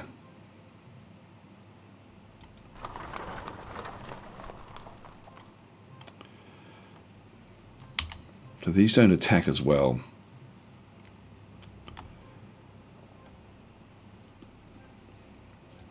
What I'll do is I'll start to move these out just to help defend the forest.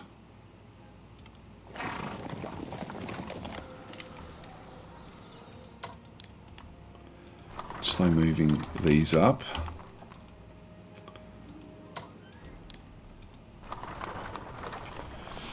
So we have 287 now for the others. If we go back to purchase, these cost 150. So I can get my replacement. I can get Buller back. Yeah, I can get him back cheaply. 20th of October, so a little way off.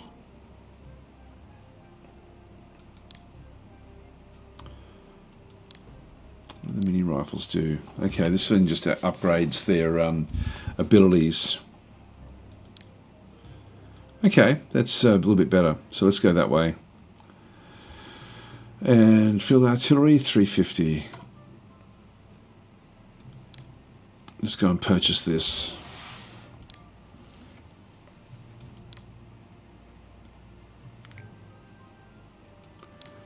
So we'll close that one off. And then we've got new units coming in.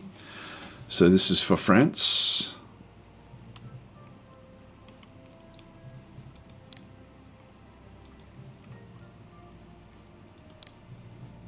Let me put them in those two. So it's a bit of a choke point with what we end up having there.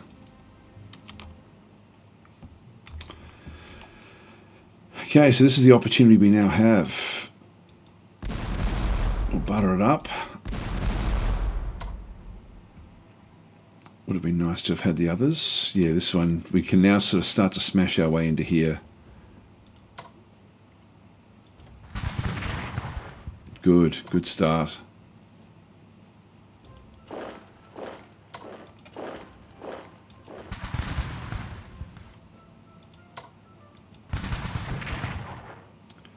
It's down to 2. Got it. Awesome.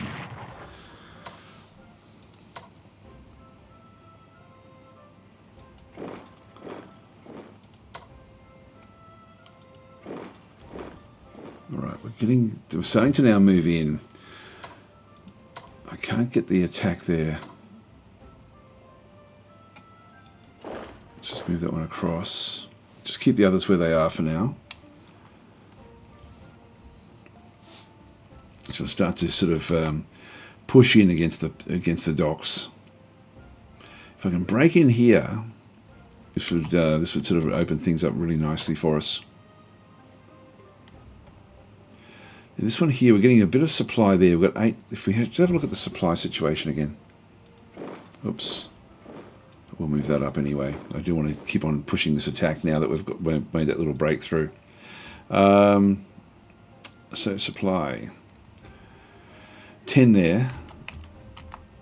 10 there. So we're sort of starting to now bring things back up, which is good. So Raglan is actually giving us a bit of a supply boost. We do have reasonable supply all the way out. Not so much in here.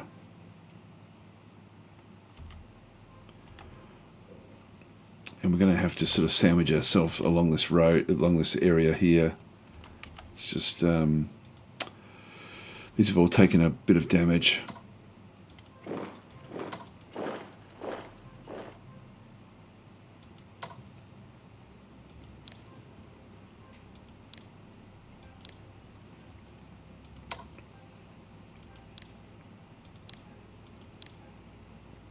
Let's get those going.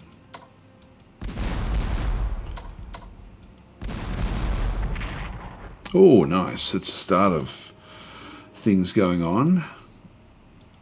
Can't do any more there. Oops, didn't mean to do that. Just undo.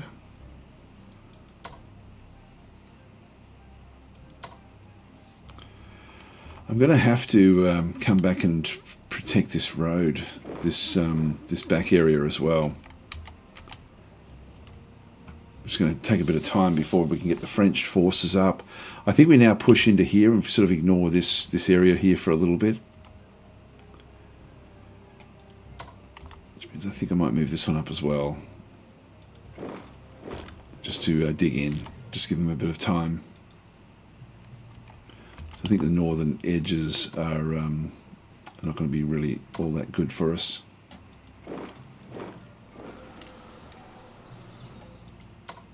So I'm going to start to move them up as well.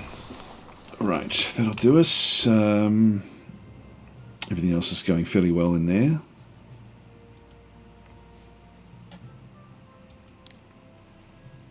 I think it's 3-day turns.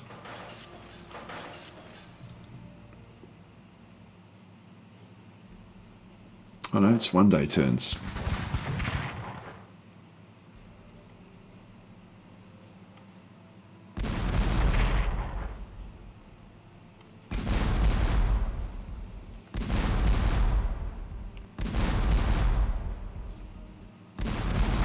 They're going to be wanting to whittle this one down. I'm going to do a lot of damage there.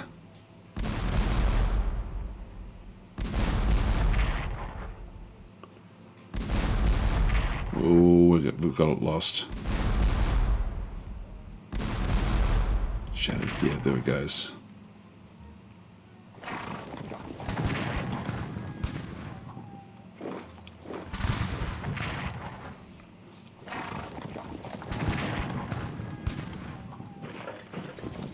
Wow. A lot coming through now.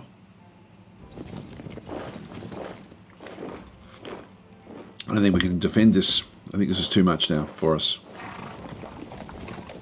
And we might have to forego the north and go to the south. So the Pennyfather Brigade has been destroyed. Let's make this our defensive line through here.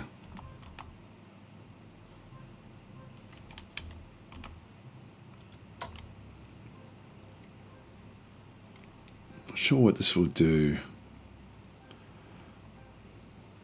I'll start to besiege it and see if it does anything.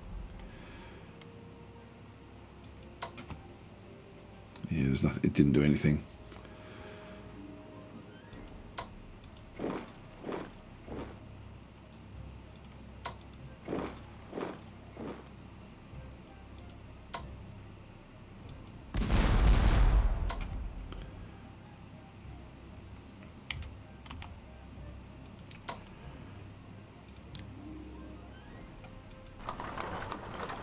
That one close.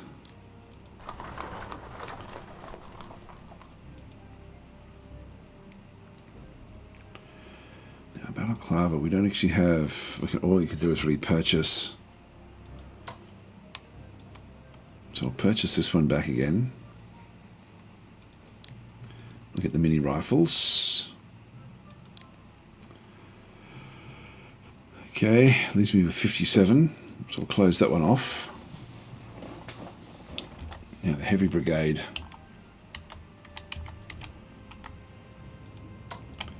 Again, these are mainly just going to be useful in support. And we've got Cardigan's light brigade.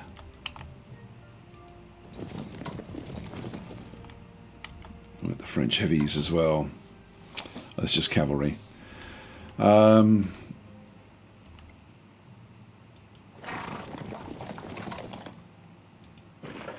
just operate out in this zone.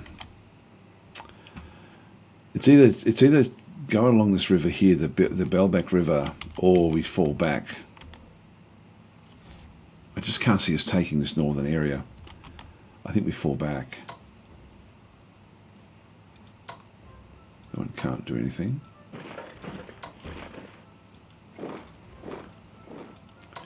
Let's just give ourselves a bit of time.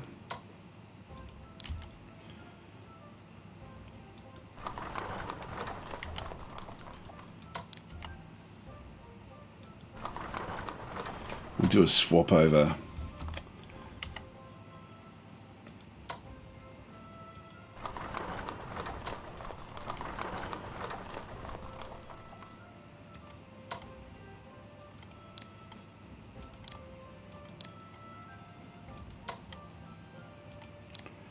Let's replenish these while we can.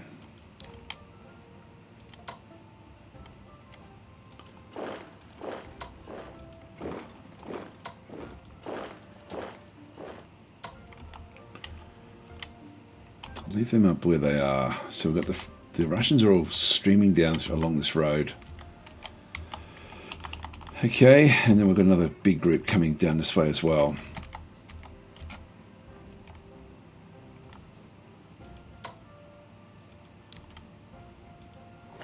Just let the cavalry come out and help with this one. Well, I might as well now just start to set up this location.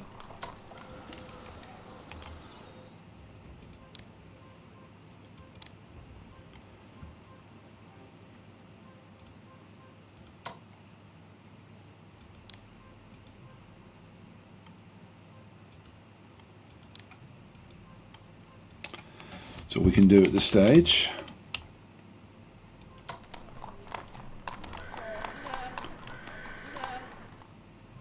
Yep, so we've got nothing else we can do there. I would love to smash through here, but I don't think I really can. I'm just going to have to dig down and dig deep again and just leave these forces here. So let's just end our turn here.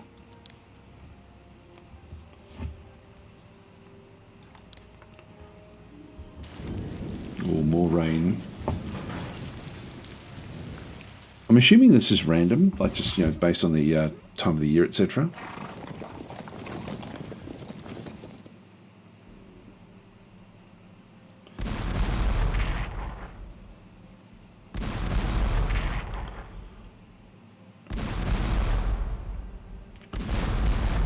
itinerary. How you going? You seem earlier than usual with the stream. Yes, I am. Yeah, this one is actually a sponsored stream by Slytherin, just with the launch of this DLC, which just came out yesterday, I believe. I did have an advance. Oh god, we get smashed in there. We have a meat grinder at that location. I may have to do other things. Oh yeah, that's another brigade that we've now lost. We live and learn. That's not good. So we've now lost them as well. We're losing the north. And Geliotti is saying, American Civil War, Concert of Europe seems like a pretty confusing name to me. Well, it's sort of, what's interesting about it is, and it's actually a part of history that I really, really like. I was actually really happy to see this. The American Civil War doesn't do much for me, to be honest. Like, it's not something that I've really sort of looked at. So to use the Civil War mechanics, but to take them across to other locations, I really quite liked. So they already had one that sort of just extended it down into South America, but this one now extends the same sort of mechanics across now into Europe, and it sort of is in around that era where it's the Victorian era, sort of like the High Victorian era, where also, oh, there we go. Yeah, lots of different things captured. So they're capturing all sorts of stuff. But it's sort of a part of history, like where they had the all the big revolts of like the 1840s and things like this. So it's an undercooked part of history, like that it does actually cover. But it's a part of history that's really quite interesting, like the Crimean War. I mean, so many innovations and things came out of that, you know, in terms of first aid and all sorts of stuff. It was really quite amazing. So, yeah, I don't know. For me, I quite like this. I'm glad that they moved it away from the purely the Civil War. I wasn't really interested in the Civil War part of it, to be honest. And even though that, like by all accounts, that's an incredibly good, you know, the actual base game is incredibly good from what different people have sort of said, like other videos that I've sort of seen from people, is that they really do warm to it. But the Civil War has just not been something, I'm not from that region of the world, so it sort of hasn't been something that I've sort of spent much time with. Is it our turn now? I think it is. Jelliot is saying, okay, I get the name now. Thanks for the 4-on-1. Yeah, so it's sort of a Concert of Europe it's interesting. I might even, like, I've got about 15 minutes, and we're not going to get. Oops, I keep on pressing the S key. WASDs. So it's sort of it takes the Crimea. You've got like even the Civil War one actually did have some of Europe. It had like the Franco-Prussian War, for example, was I think part of the base game. So there's different things like that, but this one they just sort of ended up with like Garibaldi's march on Italy, and so they've been able to just tweak the settings to sort of make better use of what's actually going on with them, which is again is pretty cool. Now we do actually have these. I'm going to have to move these in. What's Raglan on? That's probably the location. Actually, no, we probably want to move this one across to be able to reach these through. I don't want to have these siege cannons where they can be hit easily. Let's just move these up.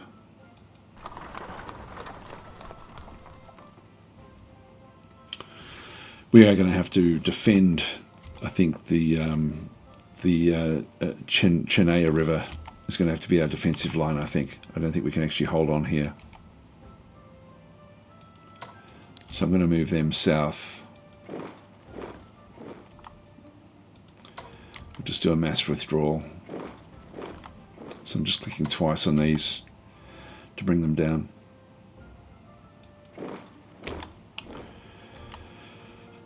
And I think I'll still get the French to defend that line, so I'll just leave that one there. Robert can now come back in. So we're coming back into our supply lines.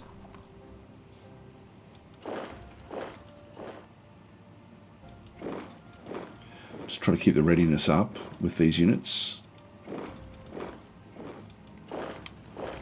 Okay, so we've now sort of abandoned the north.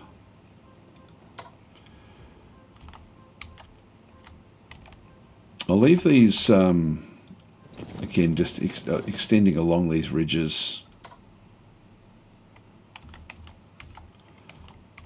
as much as it's going to come through this other side here. But I might try to keep these open. So this road. So that's the heavies. Just leave them for doing a bit of scouting ahead. Then we've got Cardigan's forces as well. Just move them in to claim all this land. So we just sort of have a bit of a no man's land out through here until we sort of get established along this river line. And we'll just start to get these ready.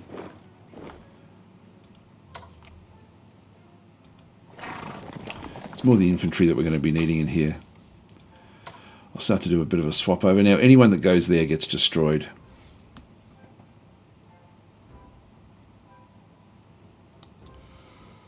I think I'll wait for the guns.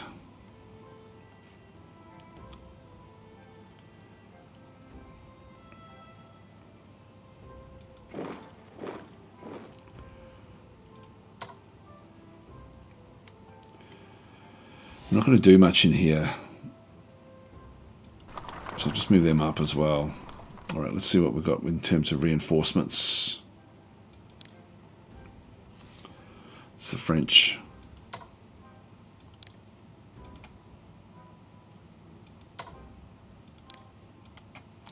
So bring all these French forces in. We'll start to sort of get them down into this location here as well. So I'll try to keep the British where they can sort of attack in through here. 1, 2, 3. This one is not quite where we want it to be. I think actually if we can open this one up.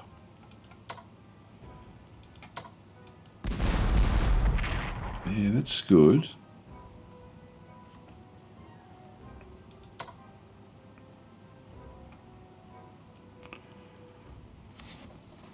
And we'll probably just need to keep this one along this line here. Just move Cathcart back out.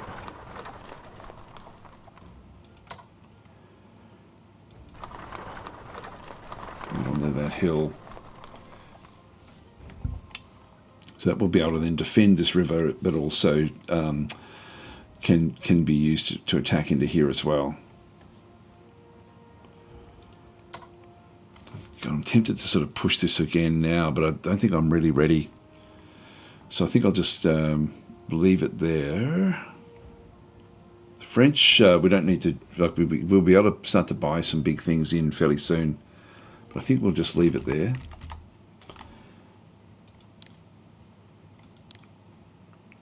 Now what I plan to do is we'll be doing a raid back into the Slytherin Channel in about 10 minutes time.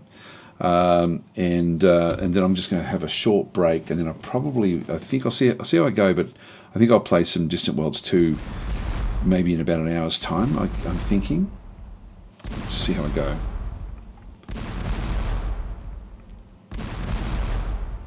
These aren't really hurting us. Oh, that one did. Shouldn't have said anything.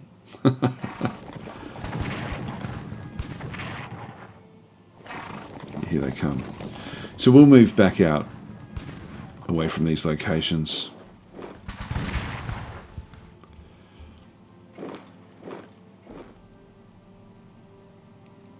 We don't have the strength down this way.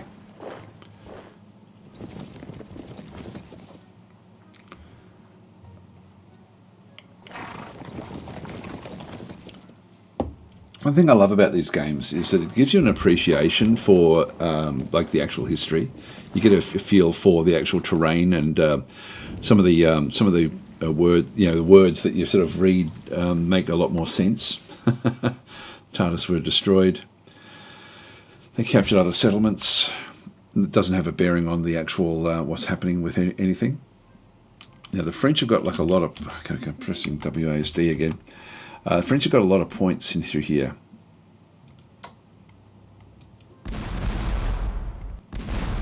So I probably should have gone that way.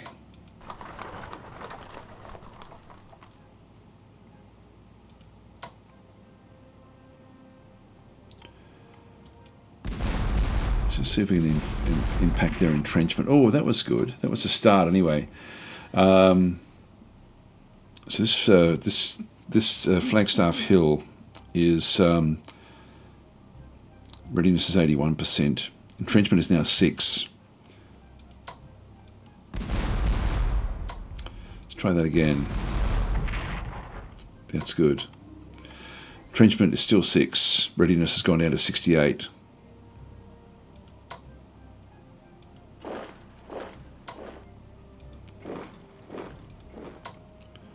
going to take too many losses here. I think we'll establish our front line. This one here we'll just reinforce.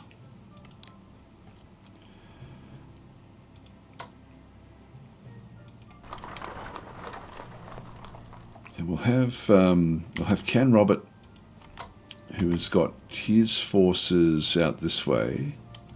Doesn't have a lot, but I'll just move him to the south along this line.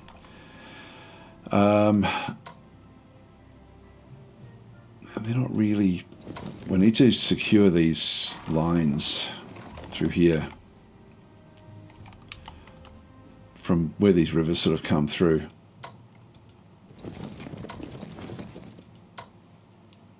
Put these across.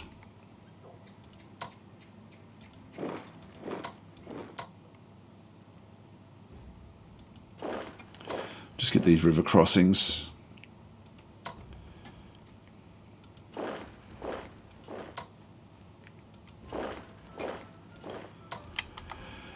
So the only ones we now really have operating, just move that one across into this, oops, into that side there. All right, so they're now on this side of the river, so they should be able to defend there fairly well.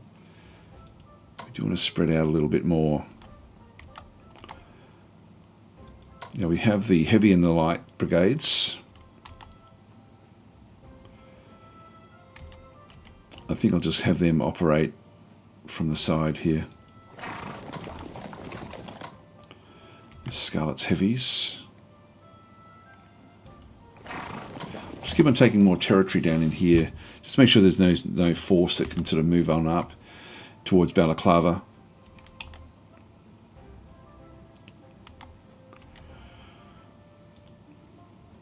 Units. So we've still got more French units.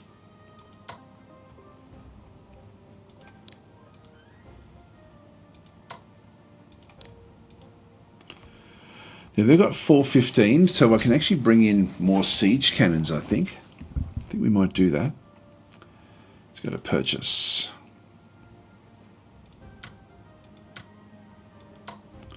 $400. I've got 415. Oh, I don't have any available.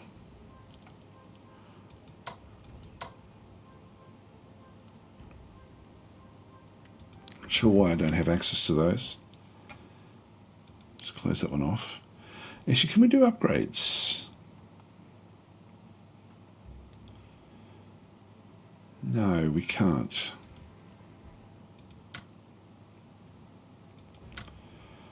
And what about you? Can you purchase anything? Adams Brigade. Yep, so we'll purchase that one as well. Again, we'll get the mini rifles. So we'll bring that one back. We do have field artillery. Okay, I've got one of these that I can bring in as well, but for 350.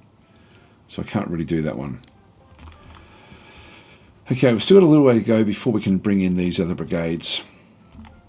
So the complexion has changed a lot with what's actually happened in here. So let's just end our turn here.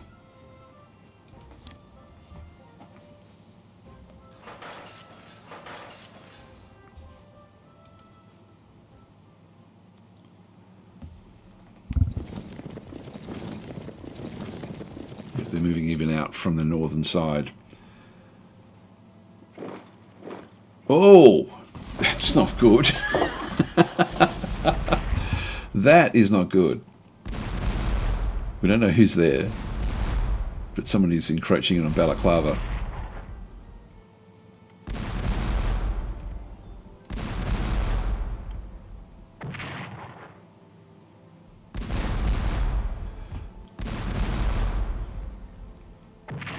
Good.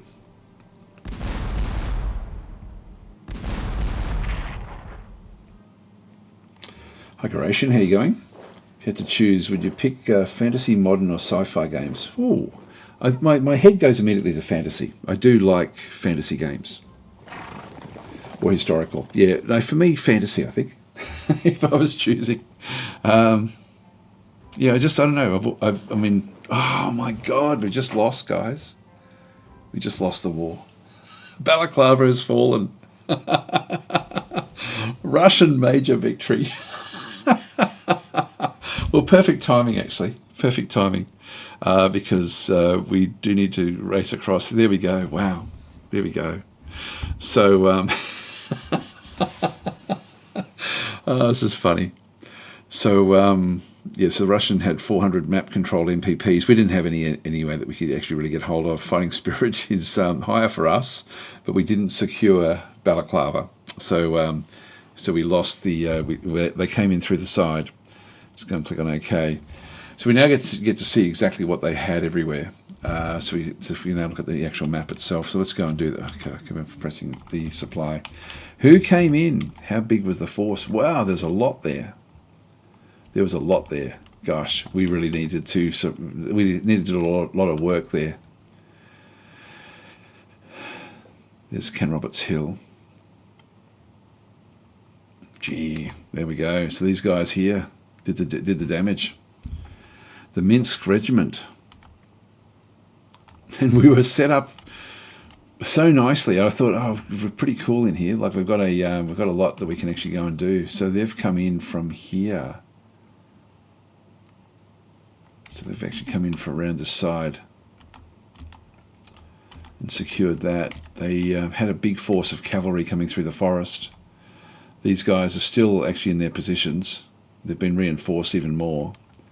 That one there did take some damage in the end, but not that that's going to really hurt it at all.